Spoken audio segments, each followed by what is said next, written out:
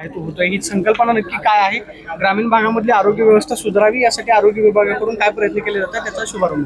महाराष्ट्र शासनाच्या आरोग्य विभागाच्या वतीनं माझं गाव आरोग्य संपन्न गाव अशा पद्धतीचे एक अभियान करण्यासाठीची सुरुवात महाराष्ट्राचे मुख्यमंत्री आदरणीय देवेंद्रजी फडणवीस साहेब आणि महाराष्ट्राचे उपमुख्यमंत्री आदरणीय एकनाथजी शिंदे साहेब आणि आदरणीय सुनेत्रा वहिनी पवार साहेब या तिन्ही आमच्या नेत्यांच्या मार्गदर्शनाखाली आरोग्य विभागाच्या वतीने हे अभियान सुरू केलं जात आहे.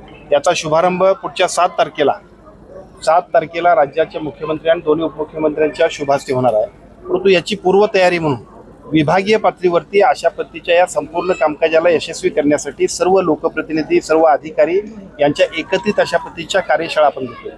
या कार्यशाळेमध्ये प्रत्यक्षामध्ये आम्ही काय करणार आहोत, कशा पद्धतीने काम करणार आहोत की ज्याच्या माध्यमातून prevention is better than cure ही जी काही कन्सेप्ट आहे, आपल्याला आजारी होण्यापेक्षा आजारी होत नाही यासाठी काय करायला पाहिजे, यासाठी हे अभियान खूप महत्त्वाचं आहे. हजारो आणि लाखो आपण रुपये खर्च करतोय, परंतु प्रत्यक्षामध्ये लाखो रुपये खर्च करण्यापेक्षा सुद्धा जर का आपण प्रिव्हेन्शन करण्यामध्ये काम केलं तर खूप चांगल्या पद्धतीनं आपण आपल्या आरोग्याची काळजी घेऊ शकतो.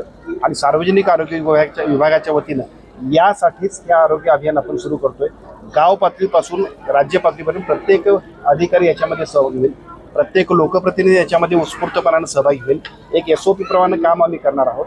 पण केवळ कामच नव्हे तर जी गावं याच्यामध्ये उत्स्फूर्तपणाने सहभागी होताना सुद्धा चांगलं काम करतील त्यांच्यासाठी, ज्या पंचायत समिती याच्यामध्ये सहभागी होतील आणि चांगलं काम करतील त्यांच्यासाठी, आणि ज्या जिल्हा परिषद सुद्धा याच्यामध्ये यशस्वी होतील त्यांच्यासाठी कोट्यावधी रुपयाची बक्षिसं सुद्धा आपण ठेवलेली आहे. उद्देश इतकाच आहे की सार्वजनिक आरोग्य विभागाच्या वतीनं सर्वसामान्य नागरिकांचं आरोग्य अधिक चांगल्या पद्धतीनं सदृढ सक्षम राहण्यासाठी आणि prevention is the better than cure हे जे काय स्लोगन आहे ते स्लोगन यशस्वी करण्यासाठी आपण हे अभियान सुरू करतो.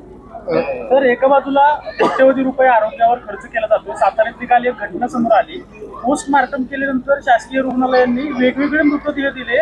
अगदी मृतदेहावर अग्नी दिल्यानंतर समजलं की त्या नातेवाईकांचा तो मृतदेह नाहीच आहे, म्हणजे वेगवेगळे दिले. घटना गंभीर आहे. मी सुद्धा आता येतानाच ते व्हॉट्सअपवरती बघितलं. ज्या गोष्टीमध्ये अशा गोष्टी करणारे लोक डिपार्टमेंटमध्ये अतिशय चांगल्या पद्धतीनं लोकांची सेवा काम करणारे लोक सुद्धा खूप आहेत, पण दुर्दैवानं अशा पद्धतीच्या एका दुसऱ्या माणसामुळे मात्र सगळ्या डिपार्टमेंटला सुद्धा बदनामी होते. त्यामुळे या गोष्टीवरती ती कारवाई होईलच, पण त्या कारवाईवर थांबून चालणार नाही. या घटनेचं गांभीर्य लक्षात घेऊन अशा पद्धतीने कुठेही प्रकार होऊ नये यासाठी जी SOP करायला लागेल ते आम्ही करणार. नवल्या हॉस्पिटलमधल्या अनेक कर्मचाऱ्यांचे पगार वगैरे सगळं वाढत असताना इथूनच का आपण शुभारंभ करताय? कारण की दर 6 महिन्याला इथं आंदोलन होतात, वर्षाचे पगार कर्मचाऱ्यांना दिले जात नाही, अगदी रस्त्यावर आले ते कर्मचारी. एवढी मोठी योजना राज्यभरात राबवता येईल, जे कलंकित अशा प्रकारे कलंक लागलेलं हॉस्पिटल आहे तिथून तुम्ही ही योजना चालू. 2 गोष्टींची गल्लत आपण करू नका. अभियान यशस्वी करण्यासाठी जेव्हा आम्ही जमलोय तेव्हा 3 विभागांचं म्हणजे साधारणतः मला वाटतं किती जिल्हे आहेत त्याच्यामध्ये 10 जिल्ह्यातले सगळे लोक आहेत. या 10 जिल्ह्यातले सगळे लोक येत असताना मध्यवर्ती पद्धतीने एखादा हॉल आम्हाला उपलब्ध असावा यासाठी या हॉस्पिटलची किंवा या कॅम्पसची निवड केली असेल की जो रस्त्यावर असेल. या हॉस्पिटलच्या किंवा या ट्रस्टच्या कामकाजाचे विषय असतील ते वेगळे असतील, त्याच्याशी आमचा मतलब फारसा असणार नाही. हां, त्यांचे पगार, त्या लोकांचे जे काय त्यांचे अधिकार असतील किंवा हक्क असतील याच्यासाठी सरकार म्हणून त्यांच्याही पलीकडे 5 पावलं पुढे जाणं ही आमची जबाबदारी आहे. ते निश्चितपणे आम्ही करू. तर राज्यभरात अशोक खरातचं प्रकरण जास्त आहे. नवीन माहिती समोर आलेली आहे की अशोक खरातनं काही नामांकित डॉक्टरांकडून गर्भनिरोधकाच्या गोळ्या घेतल्या होत्या, त्या महिलांना आपण नाशिक मधल्या काय हॉस्पिटलची चौकशी करणार का किंवा तशा पद्धतीने प्रभाव असल्याचं सुद्धा बोललं जाते. कसं आहे, तुम्ही कधी भेट वगैरे घेतली? माझी विनंती आपल्याला आहे की पेपरला आला, TV ला आला की अशोक खरातची चर्चा होती. आता सुद्धा अनेक अशोक खरात आहेत, त्यांच्याकडे जाऊ नका एवढं प्रबोधन करा आपण.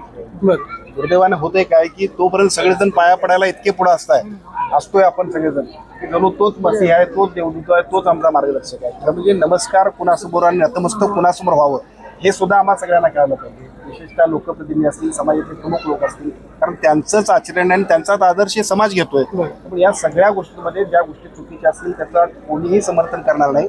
ज्या चुकीच्या गोष्टी असतील त्याच्यावरती सरकारने कठोर कारवाई करण्याबद्दलचा निर्णय घेतलाय, पण एवढ्यावर थांबून चालणार नाही. माझी विनंती आहे, असे अनेक खरात असतील, आपण सगळ्यांनी प्रबोधन करूया. चांगल्या गोष्टींचा आदर्श घ्या. महत्वाचा प्रश्न राहतो की ज्या गोळ्या डॉक्टरांनी, नामांकित डॉक्टरांनी ज्या गोळ्या दिल्या होत्या अनधिकृतपणे, त्यांचं काय? त्यांच्यावर कारवाई. आता जे नमस्कार करायला गेले त्यांच्यावरती सुद्धा आपण कारवाई करावी. मग याच्यामध्ये जे जे लोक असतील आणि जे चुकीचे असतील त्यांच्यावरती कारवाई निश्चितच होईल. 39 आमदारांचं नाव, फोटो आणि व्हिडिओ समोर येतात. ते मात्र सुरुवातीला बघितलं तर राष्ट्रवादीच्या काही नेत्यांवर आरोप झाले, कारवाई झाली. नंतर आता आपल्या पक्षातील नेते मंडळीवर थेट आरोप केले जातात. केसरकर असं म्हणाले की 39 लोक आहेत. माझी विनंती आपल्याला आहे, दोन गोष्टी आहेत की नमस्कार कुणाला करावा, नतमस्तक कुणासमोर करावं हे सुद्धा आम्ही सगळ्यांनी ठरवलं पाहिजे. याच्यापेक्षा फार काही बोलायला पाहिजे लॉजिक अशातला भाग नाही. दुर्दैवानं असं होतंय, दोन गोष्टी आहेत. काही वेळेला आपण आता बऱ्याच लोकांचे फोटो सुद्धा आहेत म्हणून आपण काही लोकांना ब्लेम करतो.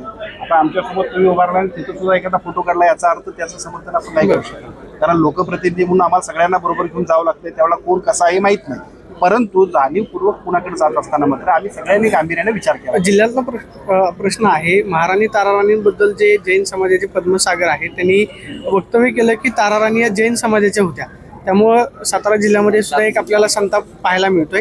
काय सल्ला द्याल नक्की त्यांना? या सगळ्या गोष्टींच्या पलीकडे जाऊन ताराराणीचा इतिहास खूप मोठा आहे. महाराष्ट्राला देशाला दिशादर्शक आहे. त्यामुळे अशा गोष्टींकडे आपण सगळ्यांनी लक्ष देण्यापेक्षा सुद्धा ताराराणीचा इतिहास, छत्रपती शिवाजी महाराज, छत्रपती संभाजी महाराजांचा तेवढा इतिहास पराक्रमी तेवढंच ताराराणी. कारण मी कोल्हापूरचा आहे, कोल्हापूरच्या गादीनं सुद्धा इतिहास केला. एक महिला असून सुद्धा ज्या पद्धतीनं लढवय्या झाशीच्या राणीच्याही पेक्षा चांगल्या पद्धतीचं काम त्यांचं जे आहे ते इतिहास आम्हाला त्यांच्यासमोर आणायचं आहे. त्यासाठी आम्ही जाऊ. मला असं वाटतं की हे वाद निरर्थक आहेत, याच्यापेक्षा सुद्धा त्यांचं कर्तृत्व, शौर्य खूप महत्त्वाचं आहे. ते आम्ही समाजासमोर आणू. असे वाद जाणून बुजून निर्माण केले असं सुद्धा असू शकेल. खरं म्हणजे मोठमोठ्या व्यक्तींच्या कर्तृत्वाचा आदर्श घेण्यासाठी लोकांसमोर आम्ही काही चांगल्या पद्धतीने मांडणी केली पाहिजे. पण ते राहिलं बाजूला, या सगळ्या गोष्टींच्या कडे ज्या वेळेला आपण अशा पद्धतीने काम करतो तेव्हा बुद्धिभेदाचा सुद्धा प्रकार असू शकतो. या सगळ्यांना विचलित न होता ताराराणींचा इतिहास महाराष्ट्राला देशाला कळण्यासाठी कोल्हापूरचा सुपुत्र म्हणून आम्ही सुजित काम करतो. चला, धन्यवाद. पुण्याच्या कृषी महाविद्यालयामधील आरोग्य केंद्र धुळकात पडलेलं आहे. चैतन्य चव्हाण नावाच्या मुलाचा मृत्यू झालेला आहे काही दिवसांपूर्वी. त्याला ज्यावेळेस उपचारासाठी घेऊन जात होते विद्यार्थी, त्यावेळेस त्या ठिकाणी डॉक्टर अवेलेबल नाही आणि गेट सुद्धा तुटून पडलेला पाहायला मिळाला. दुर्लक्ष होतंय महाविद्यालयातील आरोग्य केंद्राकडे. म्हणजे ते कुणाचं आहे आरोग्य केंद्र? कृषी महाविद्यालय आणि कृषी महाविद्यालयाचं आहे की कुणाचं आहे? कृषी महाविद्यालय असं ते कुणाचे, शासनातल्या कुठल्याही यंत्रणेचा उपयोग हा समाजाला झाला पाहिजे अशी पहिली आपल्या सगळ्यांची कन्सेप्ट असणार आहे.